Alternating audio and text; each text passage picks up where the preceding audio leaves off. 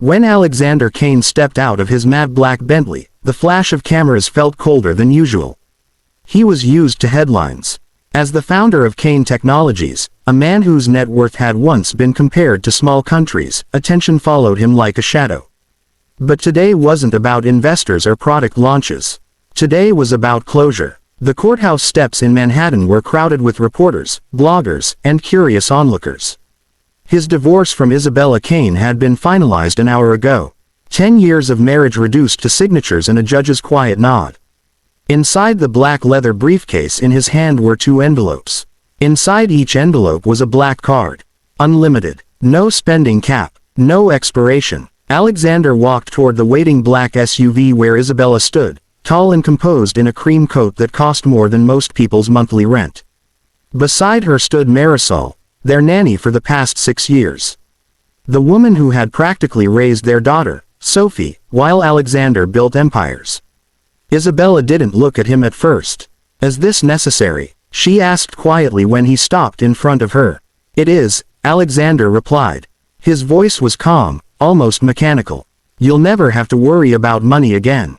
He handed one envelope to Isabella. Then he turned to Marisol. "And this is for you," he said, extending the second envelope. Marisol blinked in confusion. "Sir, I can't accept this." "You can," he said. "You gave my daughter more time than I ever did." The cameras zoomed in as both women hesitated. Finally, Isabella took hers. Marisol followed, her hands trembling. Alexander felt something twist in his chest.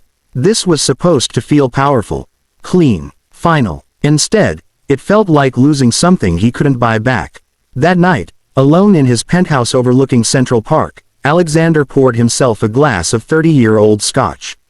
The city lights glittered beneath him like a sea of diamonds. He checked his phone. No messages. Not from Isabella. Not from Sophie. He had arranged everything perfectly.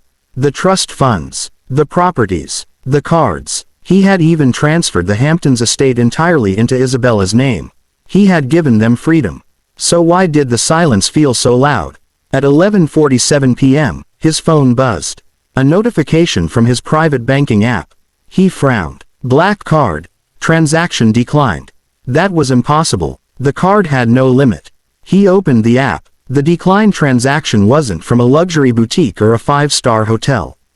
It was from a small children's hospital in Brooklyn. Amount attempted: $12,450. Alexander stared at the screen. Seconds later, another notification appeared. Black card. Frozen by cardholder request. Cardholder request. His pulse quickened. Before he could process it, his phone rang. Marisol. He hesitated before answering. "Sir." Her voice trembled, but not with gratitude. With something else. "I'm sorry. I tried to use the card.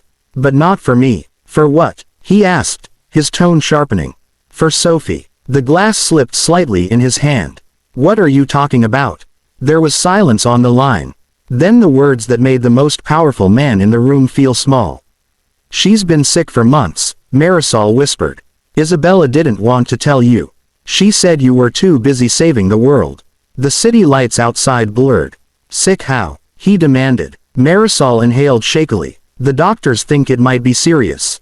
We were trying to pay for a specialist. But Isabella said we wouldn't touch your money." Alexander felt the air leave his lungs. He had handed them unlimited wealth. And they had refused it. For pride. For pain. For something he hadn't understood.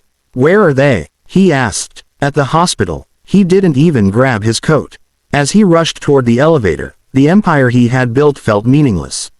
For the first time in years, Alexander Kane wasn't thinking like a billionaire.